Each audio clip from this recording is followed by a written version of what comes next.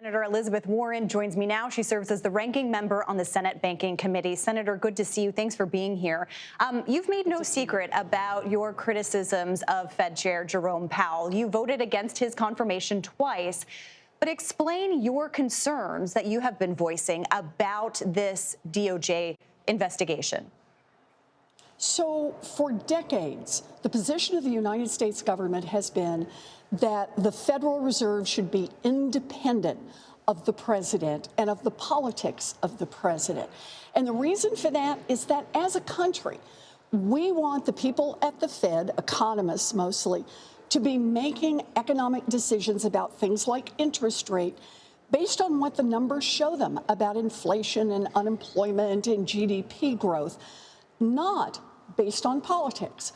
But we know the temptation for every president is to come in when they're facing a tough election and try to get those interest rates really low to juice the economy like a surge of sugar. And that will give short-term benefits going into an election, but long-term be really bad for the economy. Now, since he got elected, Donald Trump has attacked Jerome Powell because Donald Trump wants to control interest rates. He first said he was going to fire him. He's tried to fire Lisa Cook, another member of the board of the Federal Reserve. He has said that he will not put anyone as chair of the Federal Reserve unless they do exactly what Donald Trump wants.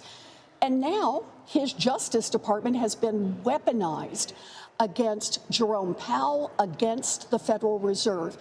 If Donald Trump succeeds in this, this is just a Trump takeover of the Federal Reserve and ending the independence of the Fed. That would be bad for our country and bad for American consumers.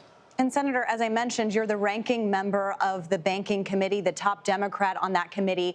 Is there anything Congress can do here? And I'm also curious, do you have any interest or concern about what the DOJ appears to be alleging, which is that Chairman Powell lied to Congress about renovations at the Fed?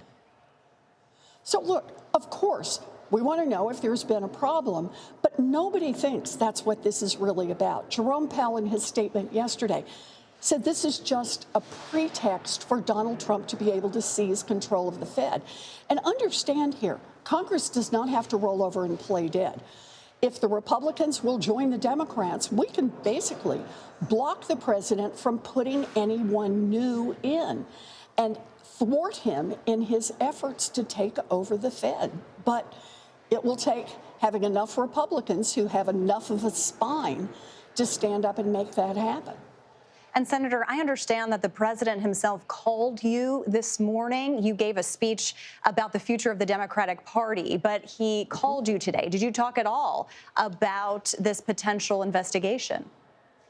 Now, I had given a speech about the importance of lowering costs for American families and how Donald Trump promised to do that, how he has betrayed the American people on that front, and how Democrats really need to be focused in on how we lower those costs and how we demonstrate to the American people we've got good plans and we will fight for them. And shortly after that speech was over, Donald Trump gave me a call. And what did you guys talk about? Well, we talked about, remember, Donald Trump had raised this question early on about putting a cap on credit card interest rates. And I had said at the time when he announced this a year ago, I had said, great. I had been proposing that for years. Let's do it. And what's Donald Trump done since then? Nothing. And while I had a chance to talk to him, I raised the question of how we reduce housing costs. We've got a bill that has passed the Senate unanimously to expand the supply of housing, but Republicans over in the House have hung it up. And Donald Trump has not lifted a finger to get that bill passed on through. Look, what I talked about this morning is the importance of Democrats fighting to lower costs. And for me, that's what this is all about. That's what the conversation was all about, how to get costs down for American families. Did he seem willing to engage with you on those specific policies? So I don't want to talk about a personal conversation here, but I do want to make clear this conversation was entirely about how to lower costs for American families. and I will do whatever it takes to get those costs down. That's what Democrats need to be fighting for right now. Donald Trump promised he was going to do it. Remember, in the run-up to the election, he said day after day after day after day that he was going to lower costs on day one.